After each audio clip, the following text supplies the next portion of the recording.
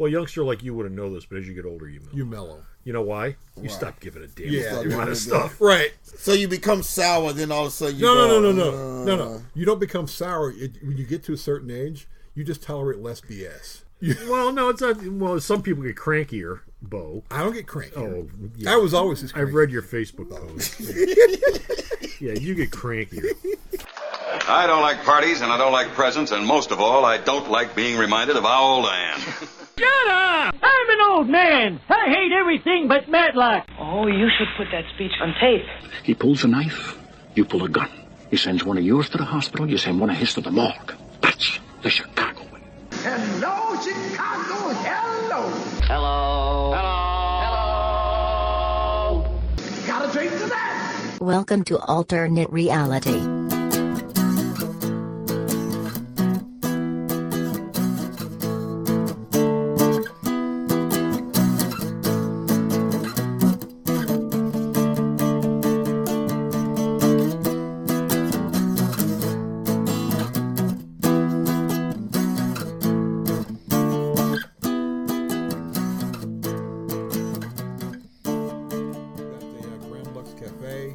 The AT&T store, which has a Westworld window display. Why a Westworld? Oh, now they're jumping on the Westworld bandwagon. What are they selling at the AT&T store? It requires a Westworld window display. They're not selling anything. They selling robots? You got a whole bunch of costumes in the windows, and it's all the way around. Costumes? Yeah, the outfits they wear. Why? I have no idea. Who wasn't dressed in the Wild West? I don't know. It didn't make any sense to me. But no, I was gonna go to the Dolby Theater at River East 21. Yeah. But I couldn't get there at 4:00 because I'm like, okay, I need to mail off my real estate taxes and I need to cash my check, and I'm not going to be able to do this. So I wanted to go to the theater that's closest to where I am. So I'll go to 600 because 600 was showing it every hour on the hour in multiple theaters.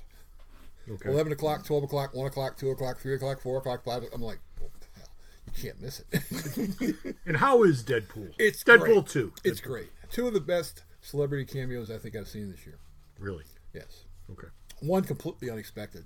And I'm sitting there going, is that who it couldn't be? Yeah, it is. Oh, okay. And the other one is a joke in the first film. How come I'm the only person in the mansion? How come you're the only two here? And it leads into a cute bit. And actually, Josh Brolin again. This is the summer of Josh Brolin. This will be his second of 3 movies. Now, not to get too deep into Deadpool 2, but do they make any reference at all about Thanos? Because he's playing both characters, and they're both in the movie. Oh no, yeah, there is a joke. Because I saw the. Yeah, there is a joke. There is a Thanos joke. I was going to say I didn't see them getting past a Thanos joke in that movie. Yeah, there is a Thanos joke. Okay. There's a lot of jokes. There's a lot of DC jokes in there. There's some political jokes in there as well. And you're still like, oh, you guys are working on this. And yeah, and it's probably better than the first one. I've read 2 reviews on it so far, and both of them say that it's much better than they ever thought it would be. Yeah. Considering it's a sequel. I mean, you would have thought that they wore the joke out with the first one. Yeah, you would have thought that. Comic book fans off to one side. Yeah. Actually, people who go out and see movies, once you get the joke in the first one, you've got the joke. They keep this joke going. Yeah. Well, the fact that they're able to keep it going and then expand on it. Now, I've heard all about the stuff with the kid in high school and all that. Yeah, it's pretty cool. It actually has a story behind it. Yeah, it's got a story behind it, and you get a surprise villain too. And yes, stay all the way to the end. Well, it's 2 post-credit cookies. Once the second one's over with, you can go. But yeah, it's 2 of them. Well, the second one, does it come at the very end? Yeah, no, the second one's like in the middle of the credits. Oh, okay. So there's nothing at the very end. There's nothing at the very end except the thank yous. If you're a big comic fan, everyone gets thanks whoever worked on Deadpool. Well, good for that. Including Rob Liefeld? Yes, including Rob Liefeld. Does the guy who created Deathstroke, does he get a thank you too? Because that's who he stole it from. Who created Deathstroke? That was Wolfman and Perez. Wolfman and Perez. Yeah. Wolfman and Perez get a thank you? No. That's nice. New Teen Titans number 4, I believe. Yeah, I think. Yeah, it was one of the first 5 issues. That's when Deathstroke first showed up. I am Deathstroke. And I'm Comic Book Man. And hey, folks, welcome to the Alternate Reality. We're coming to you live on tape from Alternate Reality, located at the intersection of 111th and Kedzie in beautiful downtown Mount Greenwood. Alternate Reality, where all new comics are always 15% off every day for everyone. Of course, I'm being joined today by the Terrific Trio themselves. Yay! Ooh, trio. Me included makes it a trio. Which is Rod Flash. Hello, boys and girls and kiddies. And Bocepheus. I'm Batman. Yes, he's Batman. And I, of course, like I said, I'm Comic Book Man, and we're doing an all-news update today. It's going to be nothing but news, top to bottom. If you don't like news, then this ain't the show for you, but if you want to hear about what's going on, We're going to cover that. And stick around for the end of the show. Starting with this episode, I teased this a couple of weeks ago. Yes. JR will be here with his review of Avengers. What the hell's the name of that movie? Avengers? Infinity War. Oh, Infinity War. JR will be here with his review of Avengers Infinity War at the end of the episode, so be sure to stick around for that. You know what that means, right? What? The Rorschach test. Oh. That's exactly what that means. It's taking the place of the Rorschach test. I have to talk to you about that. I love the Rorschach test is not dead. Every once in a while, we're going to record Rorschach test episodes. We'll just do a whole episode of Rorschach test. But that's in the future. But until then, as always, we're going to do 3 versions of the news. We're going to do comic book news, media news, wrestling news, the only news in the world that actually matters. Bleeding's Cool. You've heard of them. Yes. Rich Johnson. Rich Johnson. They've been recording the upcoming DC line-wide creative changes and relaunches that are coming. Fresh scent. Fresh scent is a fresh smell. By the way, DC's already denying it, but Rich Johnson goes, I've talked to more than enough people, so you can deny it all you want. They all confirmed it. Before at C2E2, I had a long talk with someone in marketing from DC, and they told me that you can expect Green Lantern and Titans to both get an upgrade at some point by this summer. That's coming. They realize both books are powerhouse books for them, and both books aren't selling anywhere near the numbers they should be selling right Titans now. was announced already. Yeah. Well, this was at C2E2. Yeah, that was officially announced. But Green Lantern's got one coming, too. Green Lantern's got a big one coming. Yeah. So, what does Rich Johnson have to say? We're expecting the aforementioned Green Lantern by Liam Sharp and Grant Morrison. Okay. Brian Azzarello doing Suicide Squad, Kelly Sue DeConnick on Aquaman, David F. Walker on Flash, and a Justice Foundation book from Steve Orlando. So we can expect her on Aquaman. You expect a lot of Mira? Yes, I would expect that. I would expect that. Which is fine. But I would expect Mira to be front and center on that. Now, this is part of the little Bendis thing that he said he was going to be working on. This is his line. And so he asked Matt. Takeover I thought Bendis was doing a Superman based. He's doing he's doing two Superman books and the Jinx books, but he's also got his own separate line coming out. And it's basically they're going to give him all these characters to work with. Matt Fraction was asked to do Jimmy Olsen. He gave him one script that he said, I don't want to do this, and so they're going to find someone else to do that. I was thinking about this the other day with Bendis coming in and retooling Superman, and with him saying that he's going to be concentrating not on Superman, but on Clark, Lois, Jimmy, the Daily Planet staff. Be concentrating on that end of thing. I am betting money that you are going to see a Lois Lane and a Jimmy Olsen book come out of Bendis sometime over the course of the next year. Both those books in the 50s, 60s, and into the early 70s were big books for DC, and then they all died in the mid-70s. They were rolled into Superman Family Adventures, and then Superman Family went under with all 3 of them. But those were both big books in the 60s and right into the early 70s, and nothing's been done with either one of those characters except for a couple of one-shots. Well, I've also heard there's a rumor there's going to be a Lois Lane book, too. Yeah, I would bet money there's going to be a Lois Lane book. It all depends on what he's going to do with her. Yeah. But I would expect to see both of them, probably with the original logos, too. Probably. On the racks. Probably, although they did tweak the Justice League logo. So, I don't know. What does it look like? Does it look like one of the traditional logos? No, it doesn't. It's more stylized. I think it's kind of like the movie logo, so but it's not like the movie shield. Logo. It's a tweaked logo for the Justice League book. San Diego's coming up in a couple of weeks. I'm expecting it to be announced then. Well, at this point, any big news that's coming is probably going to be sad until then. Yeah. So he's waiting. Okay. Anything else from DC in the fresh smell? Well, no fresh smell. The but fresh whatever. What about the price thing? Oh, they haven't mentioned prices because, according to DC, these books don't exist yet. I would bet that you're going to get a price jump announcement at San Diego. I'm assuming everything's going to be $3.99. And for those of you at home bitching about DC raising their price, they have quote held the line at $2.99 for quite a while. Right. While a certain marvelous competitor it went $3.99 period. Have been $3.99 period for a couple of years now. Yeah. And the reason DC keeps it at $2.99 is to keep, and they've always undercut Marvel as far as prices go, at least for the last 20 years. Whenever Marvel jumps their price, DC holds the line for a while at a cheaper price to try to lure folks in to buy their books. And the problem with that is, and I've sort of talked with DC folks about that before, they're not going to buy the books because it's $1 less. I mean, it's great that you're doing that. It really is. Who's working on the book that's what sells. And it's great that you're trying to do what you can to make the books more attractive. But the dollar isn't really doing it because they're buying the Marvel books anyway. It has more to do with the creative staff than anyone else. If you get decent creators on there and raise the price by $1, you won't hurt your sales at all. And people, if they do this, people aren't going to flinch. They go, "Oh, it's $3.99. Okay, well, the rest of the books are $3.99. So what the hell?" Well, yeah. I mean, I do not see people rushing to pick up DC books because they're $2.99. No. And to be honest with you, books like Batman, which are red hot right now because of the wedding, charging $2.99 for it, you're screwing yourself. Yeah, really, people are going to buy the book anyway. Because I'd be charging $3.99 for that sucker right away. Yeah. So are the new creators on these books, are they going to have free reign to do whatever they want to with the characters? I'm seeing Morrison.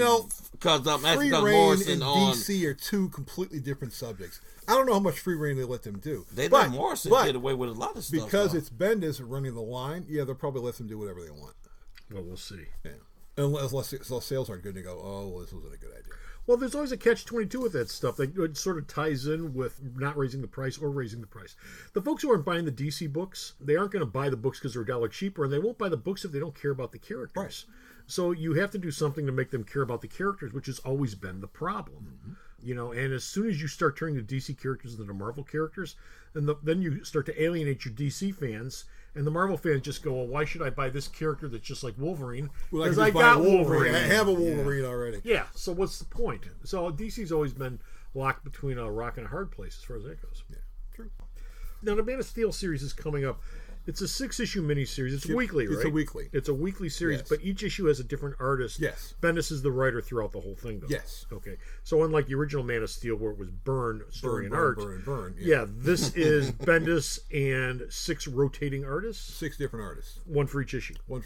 Now, are the artists being picked because of something that has to do with the issue? No. Or it's just the luck of the draw? It's the luck of the draw. It's the luck of the draw. There are active bets around the DC offices about how many of these books are going to ship late. What, the 6 issues? Well, 4 of them have people who can actually meet a deadline. 2 of them, Adam Hughes and Kevin McGuire. Oh. Those are guys who you don't really know can hit a deadline. Doc Shaner's drawing an issue of Man of Steel. Magically, all of a sudden, Steve Root popped up and he's helping him. So they're going to do the Top Cow thing. We're going to gang artist this book because this book's got to ship on time. Okay. Why can't DC figure this out ahead of time? And, well, people at DC are actively bitching at the editors going, why would you schedule this without you knowing whether these guys are going to be able to turn the books in on time? This month we've seen an Action Comics special #1 and a Superman special #1, and I assume that those exist because the old books are canceled. Yes. They need something to put in the slot for this month, so that's what they're putting in. It's time for Man of Steel. Yeah. That's the next thing up. Yeah. So expect a couple guest artists wandering in to do a couple pages. And then, well, do you have any idea once they get Man of Steel done? I mean, 6 issues, 6 weeks. After 6 weeks, then where are we at? We're doing Superman in Action, obviously. Superman #1 and Action #1. Oh, they're restarting the numbering? I thought it was going to be Action 1001. Oh, no, yeah, 1001 and Superman, yeah. But then Bendis will start his run on both of those books. That's what, July? About July? Well, they'll start with Bendis, though, yeah. right? Yeah. Okay, so the first issues will be both Bendis. Yeah. Okay. With Ivan Rice is drawing, I think he's drawing Action. I don't know who's drawing Superman. Okay, over at Marvel, Bo, what's up with Venom? I hear he's going to be meeting one of the Spider-Men. He's going to be meeting Miles Morales. Why? Because Miles is hanging out in the DC Universe, and it's kind of interesting because... DC Universe? Well, no, the Marvel Universe. Oh, okay. Because in the Ultimate Universe, what happened to Miles' mother? Oh, Venom killed her, didn't he? Yeah, and now he's on an Earth with another Venom? Hi. How do you think this is going to work out for the both of them? I haven't paying a lot of attention, but how is Miles doing with the fact that he's like Black Canary in the Marvel Universe now? So he's like the sole survivor of an Earth that doesn't exist. And well, he's a sole survivor of an Earth that doesn't exist, but I'll be willing to bet also, San Diego, you're going to get an announcement about an Ultimate book.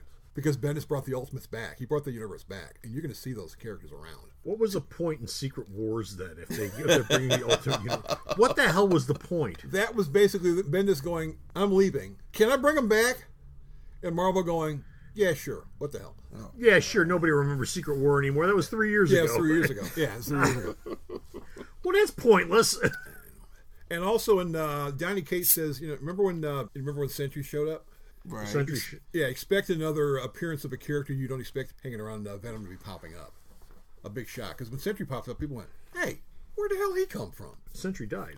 Century died, and then Donny Cates brought him back. Well, again, not to sound like an idiot. Everyone comes back. But yeah, everybody comes They back. all come Well, back. that makes me wonder, what's the point in killing him in the first place? I mean, really, everybody knows at this point they're all coming back. The shock value doesn't work anymore, killing them off now. Yeah, it doesn't. But you'll go, I wish that character would come back. I mean, it's the Ben Reilly situation. Really? Everyone hated Ben Reilly until he was gone. Then all of a sudden, when's Ben Reilly coming back? Wait a minute, you hated him. What?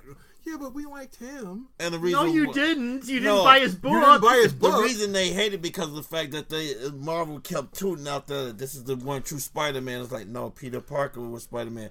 No, Ben Reilly actually was Spider-Man. He's the clone. That and the fact that arc went forever and ever and ever and ever and didn't die. Well, the original Clone Saga arc. Yeah. Which is the reason why they got rid of Ben Reilly, Right. because that left a bad taste in everyone's mouth, and Marvel wanted to separate themselves as much as they could. They were like 2 years almost? Yeah, 2 years. Yeah, 2 years. I remember as a kid when Carrie Bates had this like 2.5-year Flash thing. And it went on way too long. And I'm the really? trial of the Flash. Because we kindly please end this storyline Exactly while I'm young. Flash ended with the original run of the Flash ended with 350. The trial wrapped up like 349. Yeah.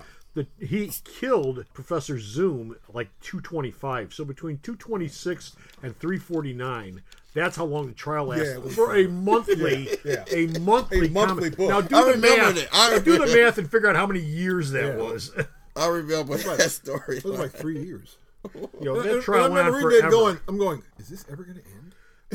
Carrie Bates running in place trying to get that issue 350. Anyway, that's something completely different. Marvel is doing an Alex Ross book. Now, why are they doing an Alex Ross book? Because Alex Ross is back working for Marvel doing covers. Well, yeah. And he did a DC art book. Okay. Oh, yeah. And so Marvel went, and so he went to Marvel and goes, I can do a Marvel art book. Yeah. And they went, yeah, that's a hell of an idea. And inside that Marvel art book will be a brand new original Alex Ross drawn Spider-Man story. Well, in the DC art book, there was a Alex Ross written and drawn Superman Batman story, which was actually kind of miserable. No, the art was good, but Ross is well, if Justice taught anybody anything, he's not a good writer. Alex Ross should not be writing. Yeah, he's not a good writer. He's a great artist, but he should probably give the writing a rest. I think Chip Kidd's writing the story, which will be good. Well, that might be good then. Yeah, which will be good. That might be good. Because he worked on the DC book too. Yeah, I'm sure the art will be fine. It's Alex Ross. Yeah. But keep him away from the typewriter. Oh, yeah, you can't write. Indie news. Howard Chaykin. Oh, Howard Chaykin is doing yet another Image book. Who's going to get pissed off with this one? Transsexuals? Folks who live in the Middle East? Who's he going to piss off with this one? Comic book creators. Oh, he's going after comic creators. It's called Hey Kids Comics. As in the spinner rack, which said at the top, Hey Kids Comics. And it's Howard Chaykin telling all the stories about comic creators that we always heard about and never saw. Are you sure this is actually going to be released? Yes. Yeah. It's an ongoing. It's not a miniseries. It's an ongoing. Man. Remember, Chaykin's been around since what, 1975? Yeah. Before 75. I remember he did Nick Fury Marvel Spotlight in like 74, I think. Yeah, so he's been around since 74, so he knows a lot of stories. And he's another guy who, for a guy his age, he has no problem meeting a deadline. The guy's still a machine. I've talked about Chaykin before and what an unpleasant human being he has been at conventions. But credit where credit is due, he does not have deadline problems. No. I cannot think of an instance where a book was late because of Chaykin's deadlines. No. He's always met his deadlines. And actually, as Chaykin's gotten older, he's mellowed. He's mellowed a lot. He's mellowed? Oh, my God. You kidding? You look at his Facebook stuff. He's mellowed. I have read his replies on that. Yeah, I'm like, and I'm sitting there going, why is Howard Chaykin responding to me? Well, you're friends with him. Yeah, I know, but most comic creators don't respond to you if you're following them on Facebook. Most of them don't. So when I see them popping up and going, really? Oh, okay, cool. Okay, our last comic book story is Indie Witches with a Y, Wytches over at Image. They're going back and making a prequel to it? Actually, the Image monthly book that comes with the previous catalog, there's been a story in the back of it. They've been serializing it. The first thing they serialized was the Negan story. Yeah. The Bad Eggs thing is the second story they've serialized. Right, and so when it comes back in the fall, everything in the back of that book will be in a 60-page collected edition. I think it's going to cost like $3.99. And that'll be the beginning of which is the second arc. So they're going to bring it back. Yes. A lot of people were looking for that. That's book. a good book. That was a good book. That's a real good book. The big problem with that book was it didn't have an ending. Nobody knew when the damn thing ended, and people kept asking me when the next one's coming out. I don't know. That's up to them. It's one of those questions I get all the time. Yeah, when's the next issue of fill in the blank for some image book? And it's like, whenever they feel like doing it. Right. I look it up on Diamond's website, and I go, well, there's nothing solicited. No. And they shoot back at me, well, the story isn't over yet. I said, well, I'm sorry. Talk to the creators. And you know what you tell them in this situation? Look at the last page of the book, and it'll tell you this book will return when it's going to return. Yeah, that's usually like. And they told you this book is not returning till this fall. Right, that's like the case with Black Science. The writer and the artist usually answer the letters, and then they'll tell you we're taking 3 or 4 months off, and we're coming back with a new storyline. To get all these book issues in the can. When I do the shipping for the week, one of the things I do is I always look for the last issues of a book. I do first issues, last issues, second prints, kids' books, adult books, gaming books, all that stuff. The last issue is always the hardest one of the bunch to find, because first issues are easy, there's a one. But last issues, you actually have to dig into Diamond's website, and it usually takes me about 45 minutes to do all this, because I got to plow through all the most likely suspects on the list, which is usually always Image Comics, but there are smaller press publishers too, who I got to go through. And my rule of thumb is always, if I look up that book, and the one that's coming out is the last one listed, and it was solicited anytime 2 months ago back, and if I look at the previous solicitations and they're like monthly, it's over with. Yeah. Whether it says it's over with or not. It's over. I don't care whether they're planning on coming back next year or not. It's over with as far as I'm concerned. I make it the last issue. Like it's last issue. Okay, that's it. We're going to take a break. When we come back, we're going to do media news.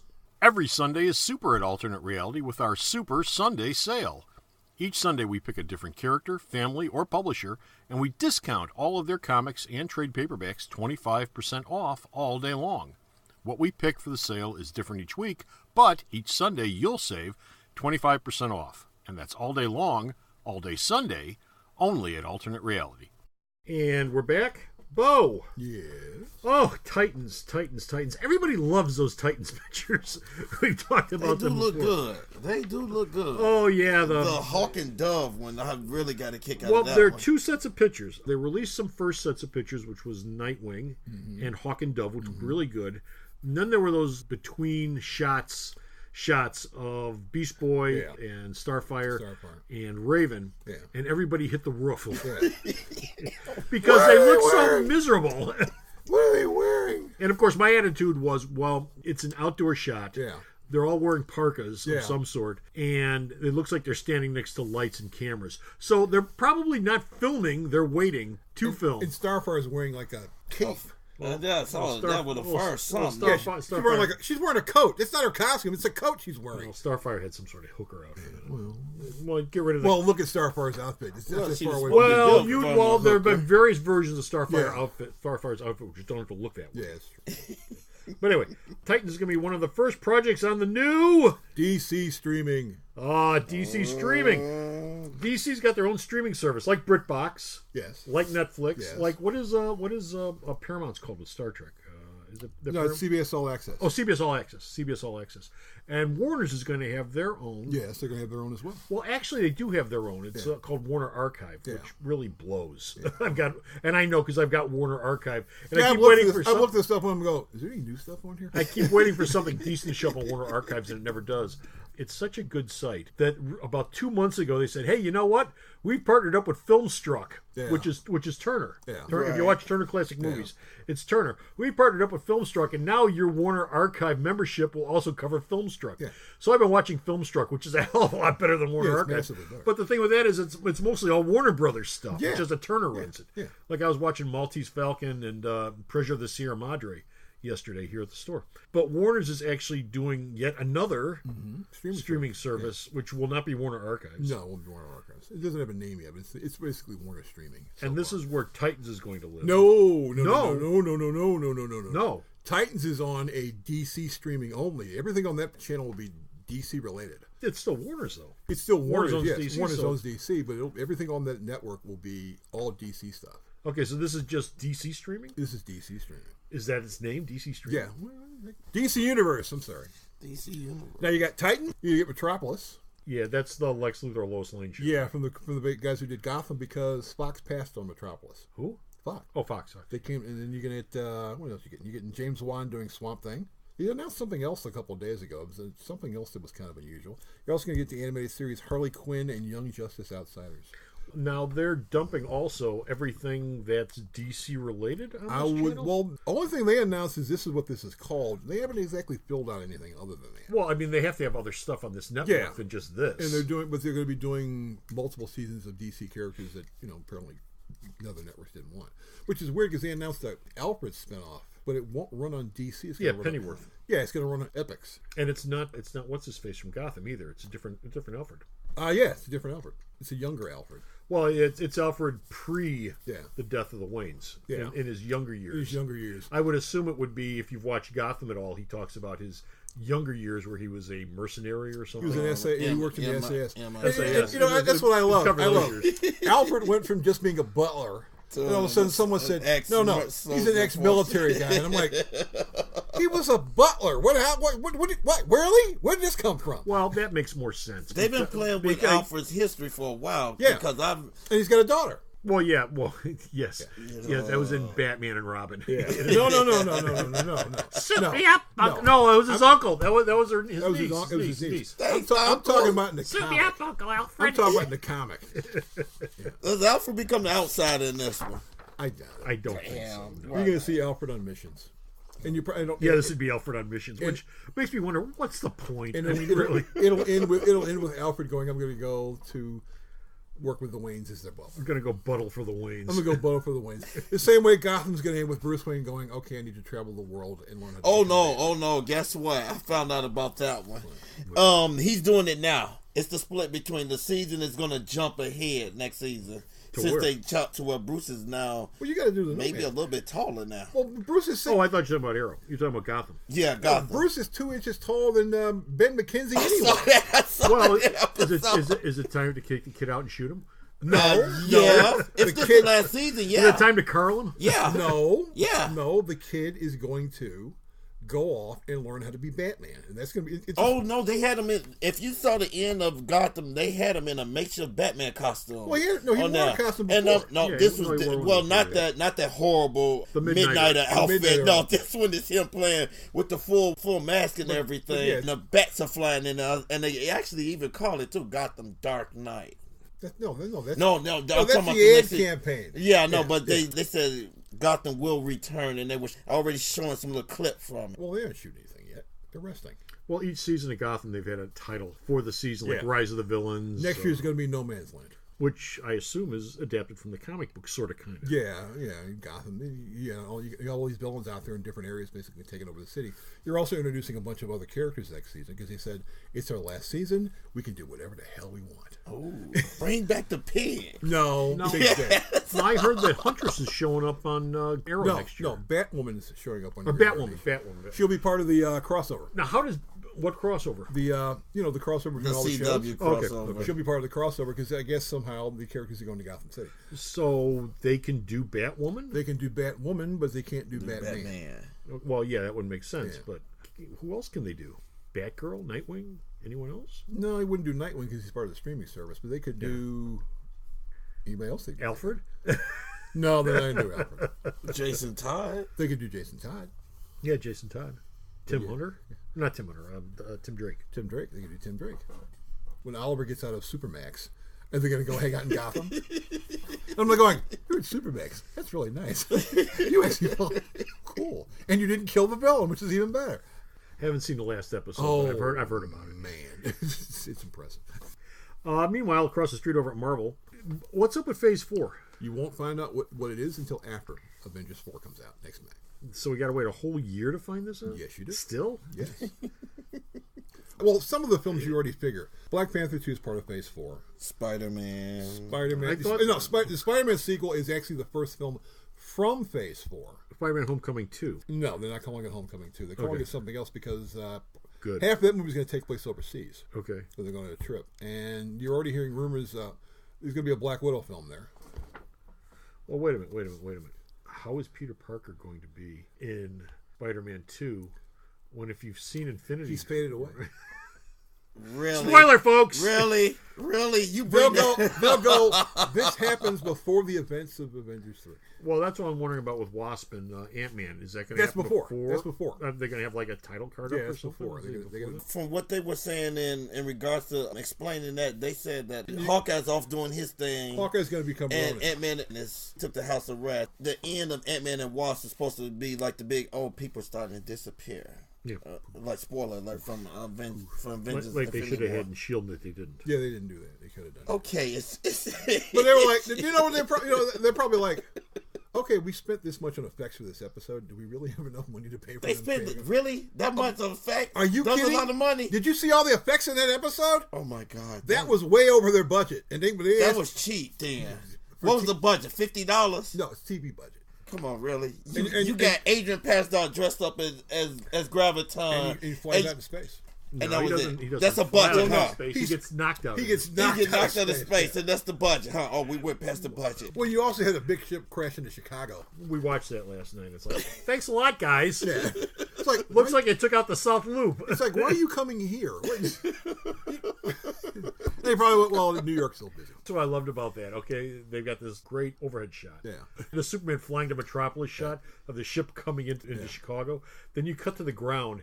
Looks nothing like Chicago. No, it's not.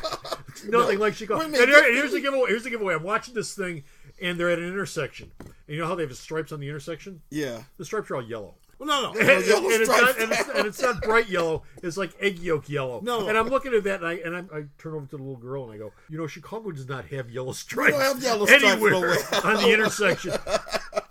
But what? They did that, but then they had a real Chicago police cop outfit and a real car. Yeah, they did. Yeah, they did. And then they had a Metro bus. And then they had the bus, and you couldn't have just painted the bus like a Chicago bus? Well, that's just it. The bus says Metro on the side of it.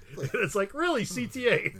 You know what? It's Metro. Every time you pray that Agents of S.H.I.E.L.D. gets it right, they still bonkers. Well, you're talking about the squad car and the uniform. Yeah. There have been so many films that have been shot in Chicago. I would assume studios have, as part of their warehouse, Chicago squad cars, Chicago cop uniforms, Chicago fireman uniforms, probably Chicago ambulance uniforms. They probably have a whole bunch of stock uniforms and stock vehicles. I bet they don't have a CTA bus. No, they don't have a CTA bus. Which is why you wound up with a Metro bus. And he probably said, well, we need a bus. And he said, well, maybe we could ask Dick Wolf. And he went, no, you can't have one of them.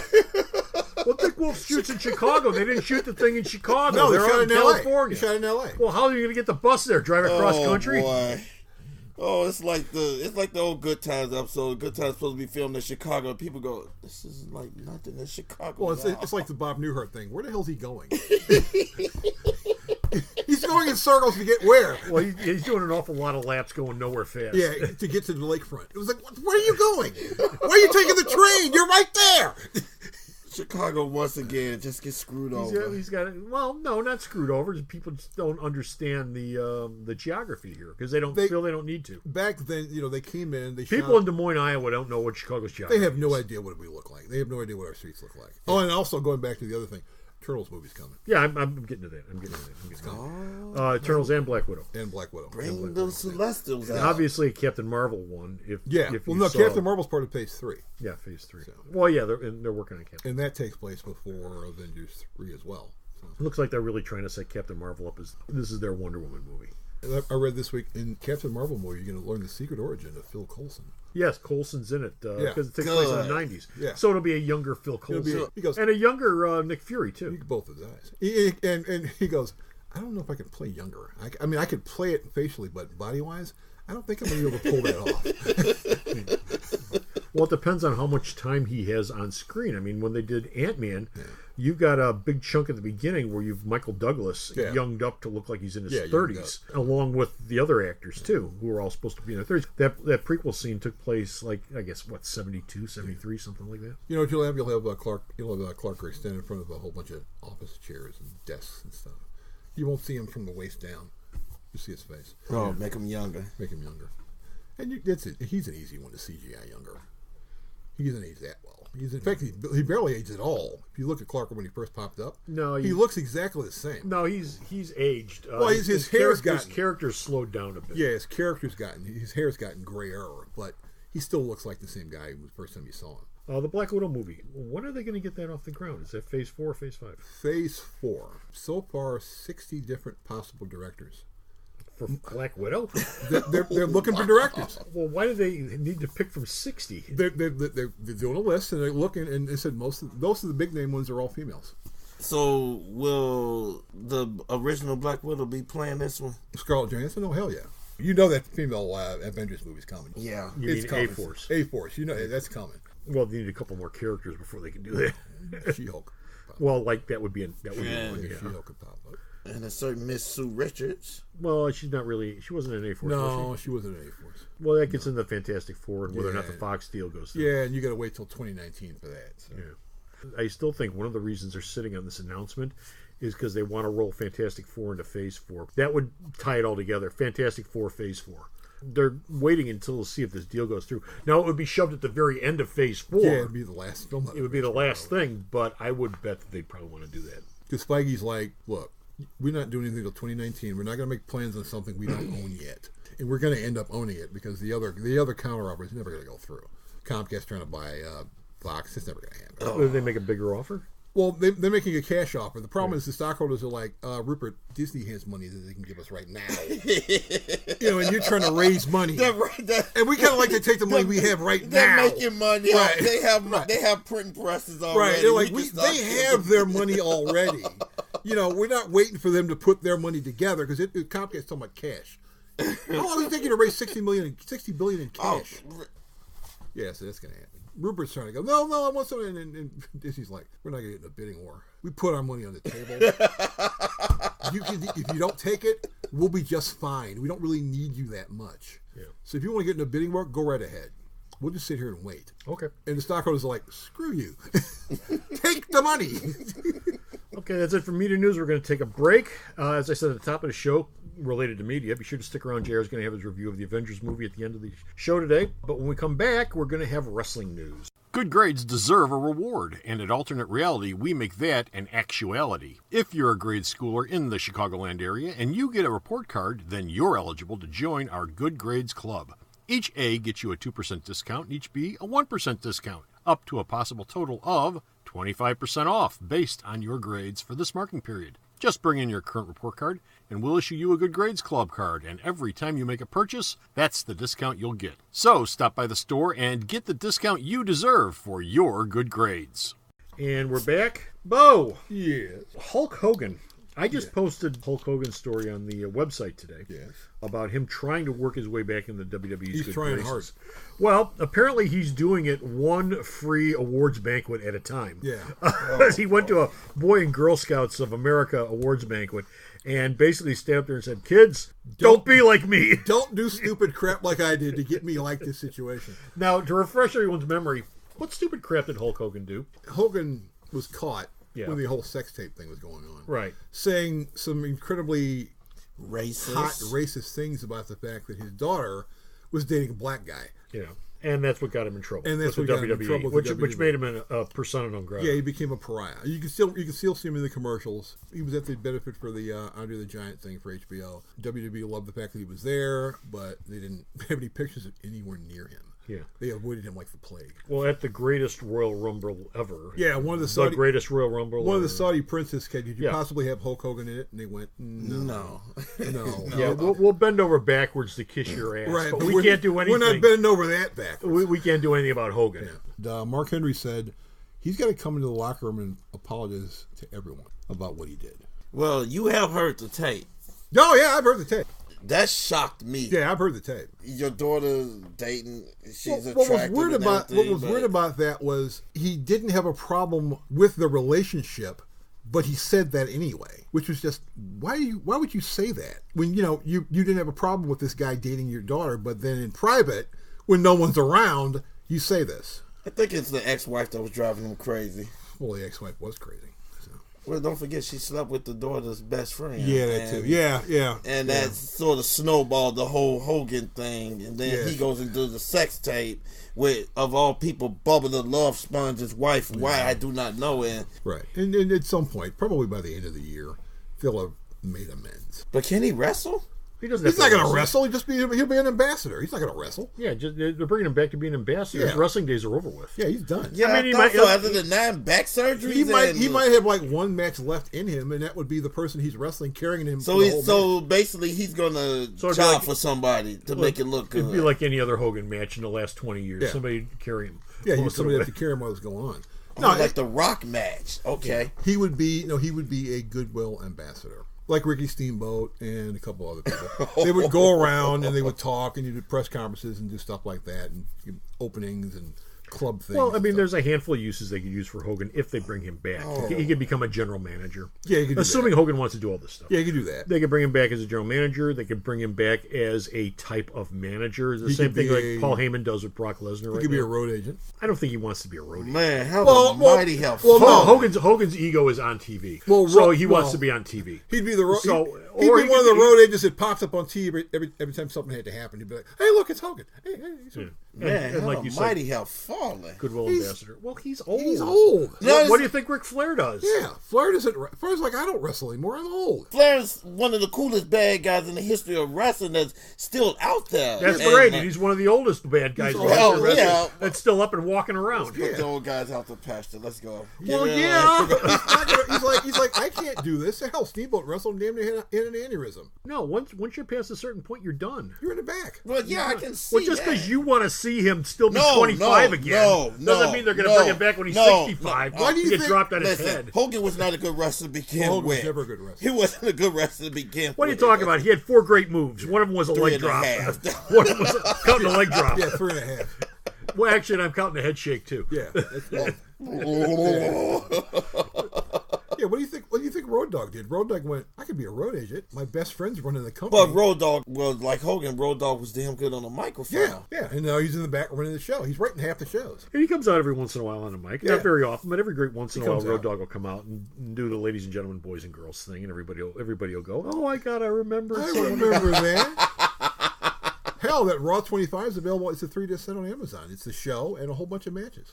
Okay, moving on. Raw and SmackDown. Both of them are on USA right now, this minute as we do this. As of this moment. Which may not be the case forever. Right. So, Country Music Channel, they're going to get a show back like they had 10, 12 years ago? They're going to pick one of them up? NBC Universal is probably going to triple the rates for Raw, but they only want Raw. For what night? Monday. So they're going to stick Raw on Monday nights? USA would continue to have Raw on Monday nights from 7 to 10, whatever. Oh, okay. Well, and you said NBC Universal. Well, NBC Universal owns USA. Okay. They own NBC. They own. So they're not going to stick it on NBC. No, they're going to triple the rights, but they said, we will let you shop SmackDown around. Now, SmackDown's got 3 possible homes: Fox, Amazon, and Facebook.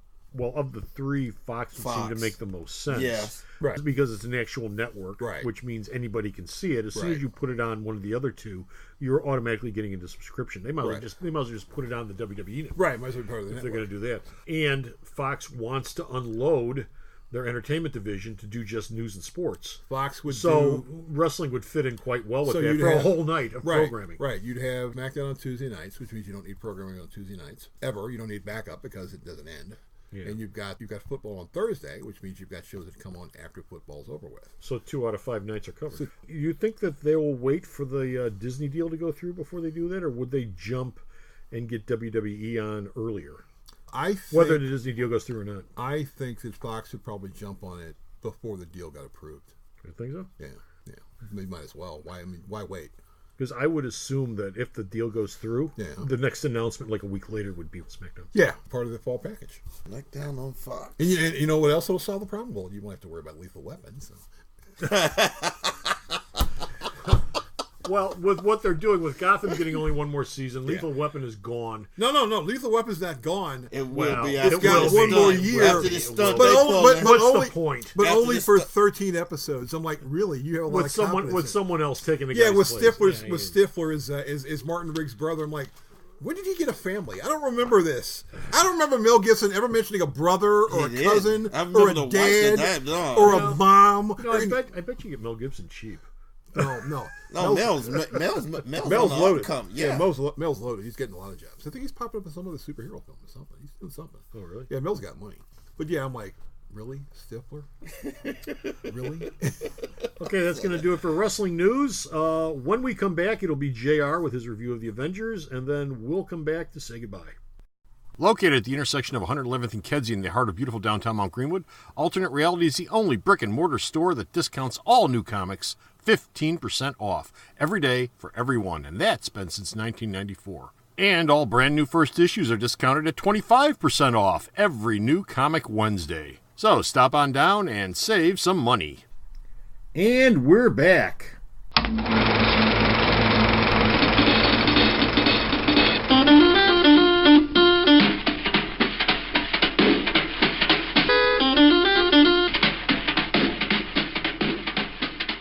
Good old JR here, Jim Rutkowski, reviewing what is going to be, most likely, the biggest movie of the year, Avengers: Infinity War.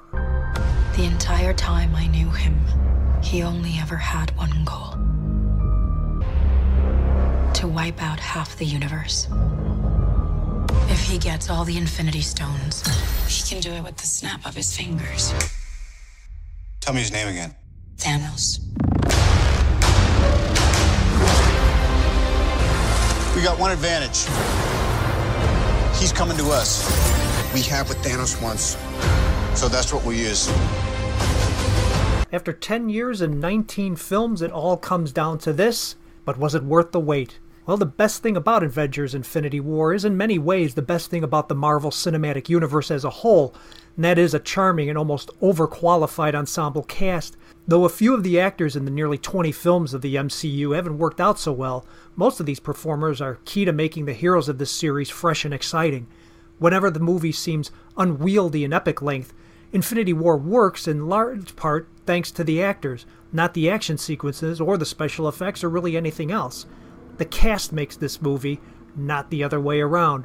For those of you living under a rock and unfamiliar with the larger story arc of the MCU, the setup here is simple enough. A cruelly single-minded alien named Thanos wants to wipe out half of humanity by acquiring and utilizing 6 all-powerful Infinity Stones, and only a grab bag of superheroes, most of them who are meeting each other for the first time, can stop him. Most of the original Avengers, Iron Man, Thor, Captain America, and the Hulk, are all present. For roughly the first half of Infinity War, directors Anthony and Joe Russo are simply at their best letting Robert Downey Jr., Chris Pratt, Chris Evans, Chris Hemsworth, that's a lot of Chris's by the way, Benedict Cumberbatch, Chadwick Boseman, and the rest bounce off of each other with an inherent charisma. The variety of ways in which these heroes pair off is pretty unexpected and mostly enjoyable. Whatever problems this movie has lies separate from almost all of their performances, all except the big one, Josh Brolin as Thanos. Brolin, to be fair, is fine as the literal big bad. For the first time, the Marvel Cinematic Universe attempts to flesh out this character hell-bent on galactic genocide. Unfortunately, Brolin's firm motion capture performance can't hide the feeling that even now, Thanos is a dull, one-dimensional bad guy. He exists to be booed at by the audience. There's even a specific scene that tries to humanize him even as he does something unforgivable to his daughter that fails to have it both ways. Thanos' cruelty is ill-informed on the big screen, and that's really been the case with far too many Marvel Cinematic Universe villains. So while the massive fight sequences in the latter half of Infinity War may approach a very epic scale, they suffer the same problems that plague a lot of other superhero films. The dynamic and exciting heroes are facing an endless slew of basically shapeless aliens that look to be straight out of a video game. The stakes are high enough, but the threat of Thanos, even after all the build-up, never really feels all that threatening, but that speaks to the other unavoidable problem. Whatever ends up happening in this movie, it's going to get fixed in the next one, next May, when the Avengers Infinity War sequel comes out. So anything you see at the end of this film, don't take it to heart, because unlike most comic book stories, it's going to get undone. I won't spoil the end of the movie here, but it aims for a pretty big surprise, and there's just a nagging sense that it's all going to be taken care of next spring in the film's second part. So whatever gasp-inducing moments there may be in the closing minutes, feel like they're just waiting to be undone. As if the Guardians of the Galaxy ended right after Groot sacrificed himself for the group, and the second part is starting fresh with a new Groot coming back to life. But even still, Infinity War has its moments, even as the film jumps from city to city and planet to planet. Thor's journey takes him the farthest through the cosmos, but there's a lot of action split up throughout the universe for Iron Man, Doctor Strange, Gamora, and the others. Whether it's to the credit of the Russos, the screenwriters Christopher Marcus and Stephen McFeely, or the cast, it's a welcome surprise that most of the distinctive personalities in this film remain consistent with how they appeared in their own films. For example, James Gunn is only credited as an executive producer, but the Guardians all here sound like the Guardians we've heard in their respective films, just as Black Panther and Spider-Man feel similar to how they did in their respective films. As a side note, Tom Holland, who plays Spider-Man, is not in nearly enough of this movie, and for me, he and Benedict Cumberbatch as Doctor Strange are this movie's stealth MVPs. The character work is solid enough, almost to make up for the fact that the action never quite equals anything like the thrilling airport battle in Captain America Civil War. The final series of set-piece action sequences have a few moments that are fairly exciting, both designed to garner applause and basically deserving of receiving that reaction. Yet it's a little hard to talk about Avengers Infinity War in full, if only because we've only seen the first half of this story. The MCU began 10 years ago, and the movie's studio logo nods to that anniversary. It was built on the notion of an interconnected world full of heroes with shocking powers, but a number of those films felt like standalone pictures, especially the recent run culminating with Ryan Coogler's great Black Panther. Infinity War, by design, feels like one half of a completed puzzle, with the other pieces kind of thrown about waiting to be put together. Maybe once it's done, the puzzle will be more satisfying. If Thanos has the ability through the Infinity Gauntlet to destroy half the population of the known universe because the resources are running out, wouldn't it be just as easy for him to use the Infinity Stones to double the resources of the universe and thereby save everyone? Oh well, maybe I'm thinking too hard, but I have to give out of a possible 4 stars, Infinity War gets 2.5. Next time, Han goes solo. Thanks for listening, everybody, and we'll see you at the movies. Okay, that was JR's review. He shall be back next week. But that's it for us for this time. Finished, we're done. We got nothing else going on. We got one thing. What do we got? We have to say a goodbye to a very dear friend that we lost. Who? Margot Kidder. Oh, Margot Kidder. Well, yeah, Margot Kidder passed away this past week. She wasn't a dear friend. Well, we loved her, okay? She was okay. No, she... Okay. I liked her better when she wasn't Lois Lane. Oh, stop it. I love that Lois Lane. What else did she do that you liked? Remember Sisters? Oh, good horror picture. There we go. Good horror yeah, picture, yes. You know, I never saw Sisters. Oh, you have to watch it. You have to watch it. I remember reading about Sisters back when they were talking about when she got cast and said, who the hell's Margot Kidder? Yeah. She was in Sisters. Yeah. I remember reading about it. That's a great and not only that, she also started in the prototype slasher movie, Black Christmas. Yeah, she did. The original. Yeah, but that was after Superman, wasn't it? No, this was before Superman. This was 73. Oh, really? Yes. Yeah. That was a slasher movie that came out in 73 called Black Christmas with Olivia Hussey, Kildare, who played in 2001 Space Odyssey, and Margot Kidder. Open the pond door. And John Saxon, too, I forgot. Everybody loved John Saxon. John Saxon was in 1,000,001 things. And he was great in every single one. John Saxon was a very serviceable actor. He wasn't great. In everyone. That was it. He wasn't great. He was very John serviceable. Saxon in Enter the Dragon, best performance he ever did. And I'm like, why is John Saxon in the martial movie? I go, oh damn. Because he was cheap. No. He was. I think he was on the Warner's payroll. Well, he was a TV actor who they got cheap. Yeah. Well, that's why he was in the show. Reason why I said it, the reason why I mentioned it is because that was my Lois Lane. Was seeing her, and the character was believable to a point, and except for Can You Read My Mind? You know, I'm second to no one when it comes to how much I love that Superman movie, that first one. I still can't get past Can You Read My Mind to this day. That's okay. Because 38 Special did a song. No, every time completely and totally stops the film. It does. You're like, what the hell? And it's not her fault. It's not her fault. Dick Donner made one mistake in that movie.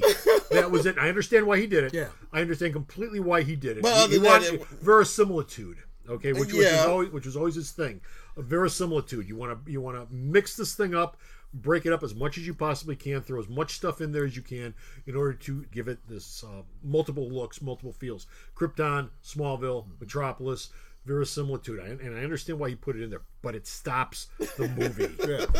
You go from that great point before to that, where Superman's holding her up, flying with his finger. Well, and that's fine. That's fine. That's fine. It's not freaking Peter Pan, for Christ's sake. No, I understand. But you know what? Let me be Dick Donner for a second. You're in a dream state at that point where just about anything can go between the two of them until the fingers slip, and then bam, she drops. You're back into reality. Oh, damn! At which point Superman goes, "Oh, hell, dream's over with. Better go save her. Otherwise, she'll be dead." And of course, she's dropping at like 90 miles an hour. Ah! But the whole "can you read my mind" thing, that it's supposed to be taking the movie out of the reality that you were in, taking you into a different reality. And then when the fingers slip, you jump right back into that reality right away. Hey, wake up! Wake up! We're flying in the air up here. And still the movie comes to a grinding halt. Yes. Can you read my mind? I don't blame her. I don't even blame Dick Donner. It's there. It's there. I wish it wasn't. And it didn't work for me in '78. It doesn't work for me when I'm in the theater, today. I'm sitting there going, well, you weren't a kid. You were my age. Okay, I'm a teenager. You were 18, 19 years old. Okay. Well, I was the kid amongst the you three were a of quote us. unquote young adult. I was a young adult. Well, I was the kid amongst the three of us. Going, I just thought it was just. I'm and just I saw looking it at it going. I saw it at Chicago Theater. That's where I saw it. Yes, that's exactly where I saw it. Chicago Theater. I saw it twice in a row. Yeah, I saw it at Oak Street. Yeah, I took my sister there. We went downtown to the movie for some weird reason. I said, let's go see Superman. She said, okay. I saw it at Oak Street, and I was in the balcony when I saw it, because those were the only seats that were available. Oh, I was on the main floor. I saw it up in the balcony. And I saw it far away in the back on a Friday, twice. But Can You Read My Mind? Yeah, it was Donner reaching just a little bit too far with verisimilitude. Yeah. His old saying, reach exceeds your grasp. And it exceeded it. And I really think that he did that. And like I said, I'm second to no one when it comes to my love for that film, but it is what it is. And I met her, JR and I met her at Wizard World, I think, about 5 or 6 years ago. She was sitting there at her table next to a statue of Chris Reeves. And it was very odd to see a statue of Chris Reeves, full-size statue of Chris Reeves, standing next to her, much older Margot Kidder, signing autographs at a table. It was just very odd. Very surrealistic. Well, Christopher Reeve had only been dead for a couple of years, I think, at that point. Anyway. Okay, that's it. We're done with Finish Around here. We got nothing else. Be sure to go to the store's website, myalternatereality.com, to read all of JR's reviews, Vito Carly's reviews. I just posted a Vito Carly review today. And all of Bo's news. And until next time, this is Comic Book Man. Can you read my mind? I Yes. couldn't help it. I'm sorry. I'm sorry. I couldn't help it. I couldn't help it. I'm sorry. You brought it up. Well, that was Rod Flash and Bocepheus. Until next time, folks. Thanks a lot for listening. If you enjoyed this show, please like and share it with all your friends. We value your feedback, so drop us a question, comment, show idea, or complaint either at arcomics@msn.com or, if provided, in the comments section down below on this platform. The opinions expressed in this episode are solely those of the individuals and not necessarily those of Alternate Reality Incorporated. This show is, as always, coming to you from the Alternate Reality Comic Shop, located in the heart of beautiful downtown Mount Greenwood at the intersection of 111th and Kedzie, serving Chicago comics fandom since 1994. Elvis has left the building.